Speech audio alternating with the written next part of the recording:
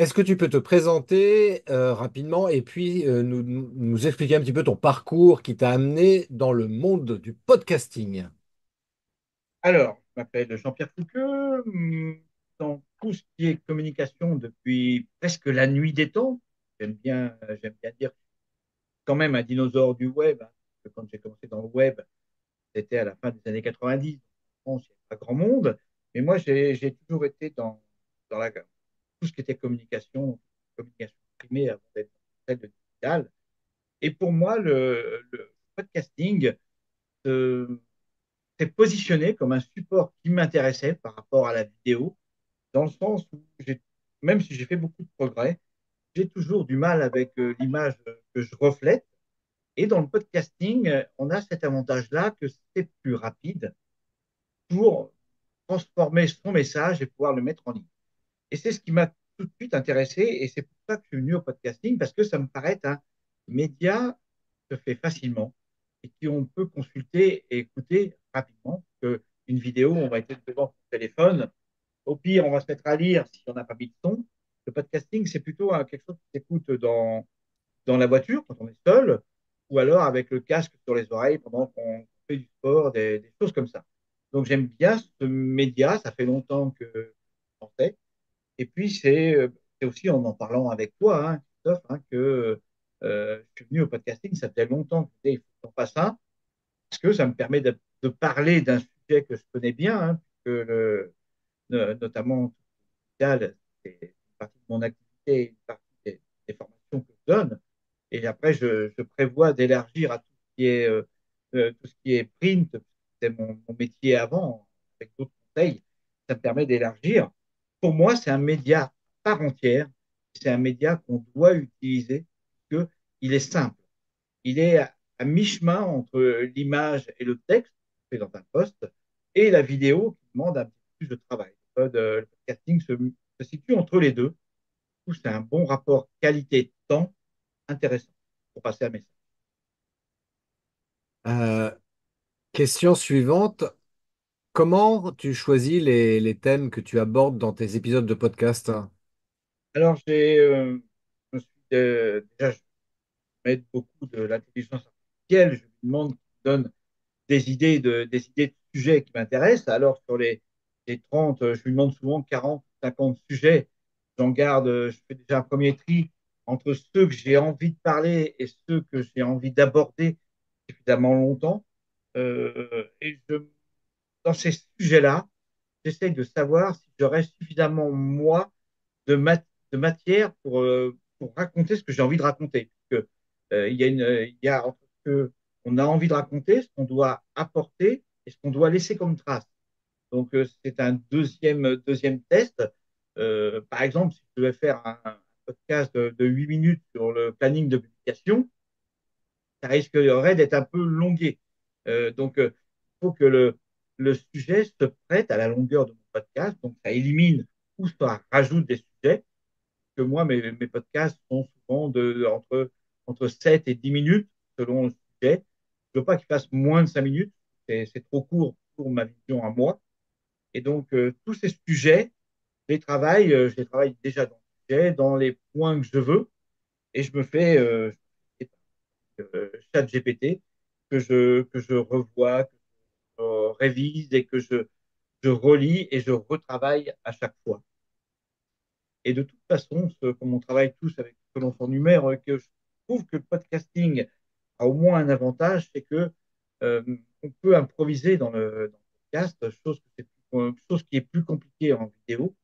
Et dans le podcast, ça m'arrive souvent d'improviser des parties de texte qui je sais pas le script, mais comme je connais parfaitement le sujet de quoi je parle, aujourd'hui, ça me permet d'improviser un max dans mon podcast. Alors, les gens peuvent pas s'en rendre compte, mais toujours, parce que quand même, je connais un petit peu mon métier, et heureusement quand même. Mais il y a beaucoup d'improvisation, il y a un petit peu de la lecture, bien évidemment, mais souvent, quand c'est passé à travers, que je vois que les phrases sont trop abruptes, ben, je donne à ma façon, ça se fait en live. Quels quels sont les principaux défis que tu as pu rencontrer et comment tu les as du coup surmontés?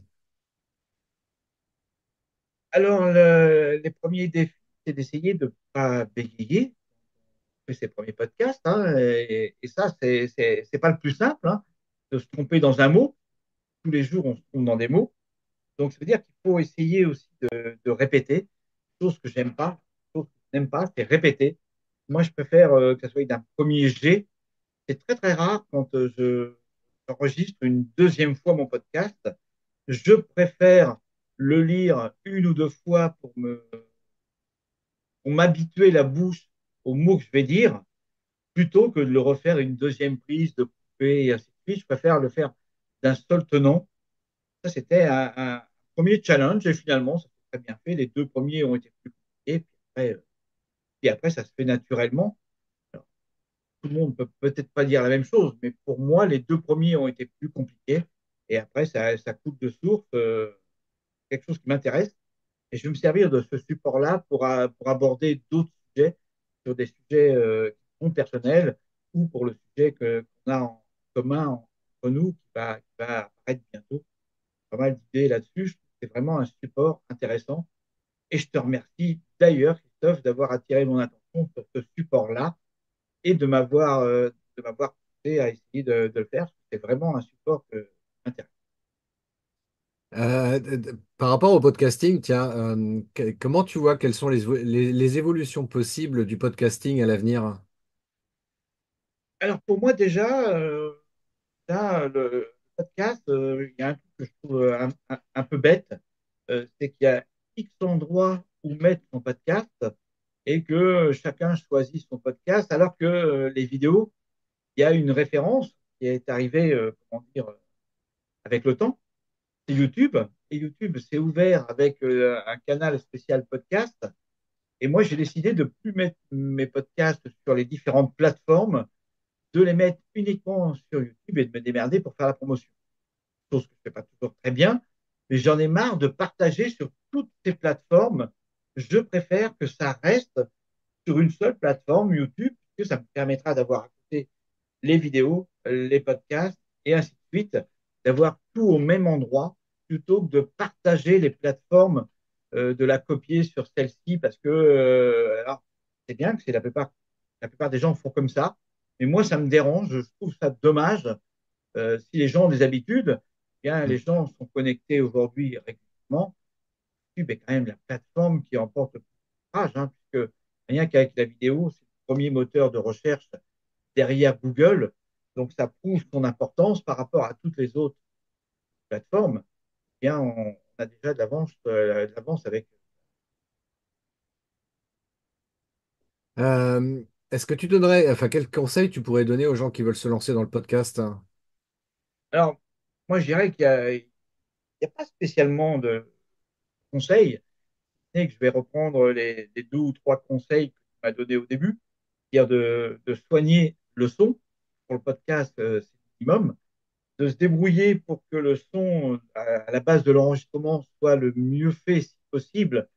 Et puis après, bah, ça roule, hein, puisque après, c'est quand même le sujet qui doit l'emporter sur tout le reste. Il faut que la voix soit claire, il faut qu'il y ait moins d'intonation, plus d'intonation pour donner un peu vie, et moins de mots qui sont mâchés.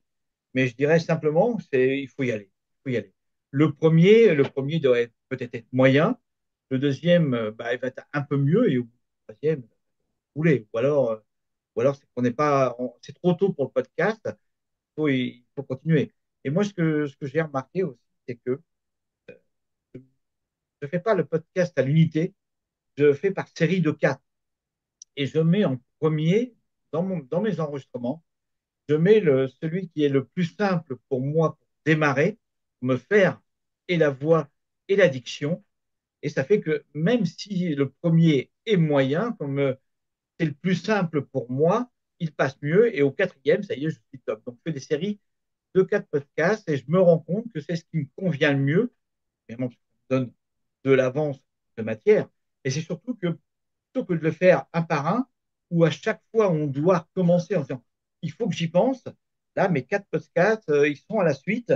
Et ça fait que j'ai pris une habitude en faisant l'enregistrement de les faire à la suite. Merci Jean-Pierre. Donc, si on veut te suivre dans le monde merveilleux du podcasting, on te rejoint sur Internet. Donc, c'est comment s'appelle déjà ta chaîne de podcast, hein? Eh bien, elle s'appelle Inspiractif, puisque c'est là que j'ai mes petites animations, mes petites vidéos, et que pour l'instant, j'ai mis mes podcasts.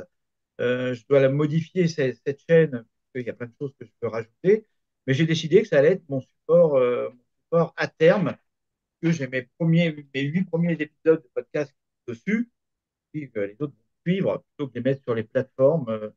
Voilà, je préfère que ce soit sur une seule plateforme, et la mienne, finalement, sera multi-support.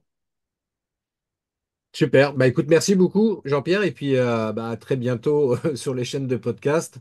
Au plaisir de t'écouter. Et puis, très belle journée. À bientôt. Merci. Ciao.